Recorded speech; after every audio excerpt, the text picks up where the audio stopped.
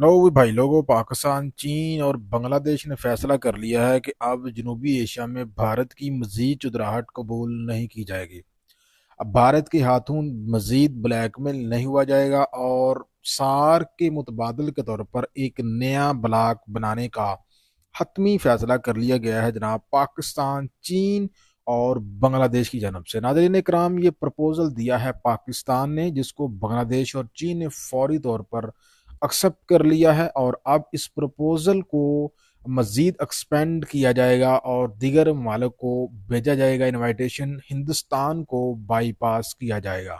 आपको पता है कि जो सार्क है इसको हिंदुस्तान ने यरगमाल बना रखा है। जब दिल करता है वो इसमें शिरकत करता है, जब दिल करता है इसमें शिरकत करने से इनकार कर देता है। इसके बाद सार्क जो है वो अपना जो असली मकसद है वो खो चुका है। यूं कह लीजिए कि हिंदुस्तान इसको खोखला कर दिया है।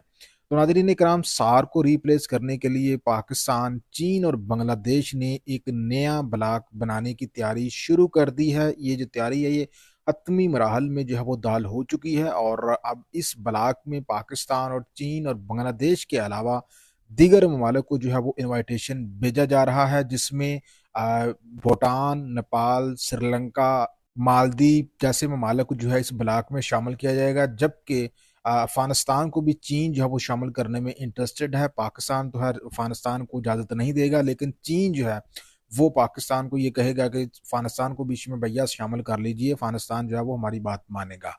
तो असल बात तो ये है कि इसमें हिंदुस्तान को जो है वो बाईपास किया जाएगा, क्योंकि हिंदुस्तान ने सार्क जो बनाई गई थी उसको ख़त्म ही कर दिया है। आपको बताते चलें कि सार्क जो है इसको 1985 में बांग्लादेश के दारुल-हुकूमत ढाका में बनाया गया था और 7 फाउंडिंग मेंबर थे इसके इब्तदाई तौर पे, जिसमें पाकिस्तान, भारत, बांग्लादेश के अलावा नेपाल, भूटान, श्रीलंका, मालदीव जैसे देश जो है वो शामिल हैं। तो 2007 में अफगानिस्तान को भी शामिल किया गया था और अब कुल मिला के इसके 8 मेंबर हैं। वैसे तो इसका जो आइन है, इसका जो एजेंडा है सार का, उसके मुताबिक हर 2 साल के बाद इसका इजलास होना लाज़मी है। लेकिन जो इसका गुज़िश्ता इजलास है नाज़रीन इकराम, वो आज से तकरीबन 11 साल पहले हुआ था, यानी कि 2014 में इसका आखिरी सेशन हुआ था नेपाल के दारुल-हुकूमत काठमांडू में। उसके बाद 2016 में ये पाकिस्तान में होने वाला था, लेकिन हिंदुस्तान ने ये कहकर इस सार्क के अहम तरीन इजलास में पाकिस्तान आने से इनकार कर दिया था। कहा था कि भैया पाकिस्तान जो है वो भारत में गड़बड़ी फैलाता है। उसी बुनियाद पर हिंदुस्तान ने इसमें शिरकत नहीं की। 2014 के बाद से ही इसका कोई इजलास नहीं हो सका और उसकी एक वजह सिर्फ और सिर्फ हिंदुस्तान है। हालांकि ये जो ब्लॉक बनाया गया था इसका बुनियादी मकसद था कि जो मेंबर ममालिक हैं इनके दरमियान फ्री ट्रेड एग्रीमेंट हो और इसके साथ साथ शांति हो, अमन हो, इस्तेहकाम हो इनके दरमियान। लेकिन आपको पता है कि भारत जो है उसने हमेशा इसको अपने सियासी मकासद के लिए इस्तेमाल किया है और भारत की वजह से जो है उसके जो हमसाया ममालिक हैं उनके साथ जो उनका तनाव है वो किसी से ढक्का चुपा नहीं है।